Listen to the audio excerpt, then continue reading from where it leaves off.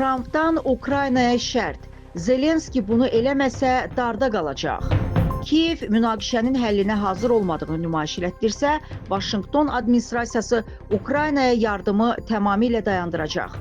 Report xəbər verir ki, bunu Amerika Birləşmiş Ştatları prezidenti Donald Trump Ağ Evdə jurnalistlərə deyib.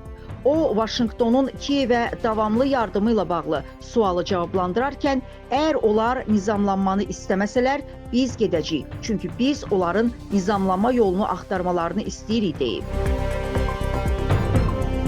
Düşünürəm ki, biz Rusiya ilə yaxşı əlaqə saxlayırıq. Əllərində heç bir kart olmayan Ukrayna ilə məşğul olmaq mənim üçün daha çətindir. Yekun həll məsələsində Rusiya ilə qarşılıqlı əlaqə qurmaq daha asan ola bilər deyən Trump əlavə edib ki, ölkəsi münaqişə bitənə qədər Kiyevə hər hansı təhlükəsizlik zəmanəti vermək imkanını nəzərdən keçirmək niyyətində deyil.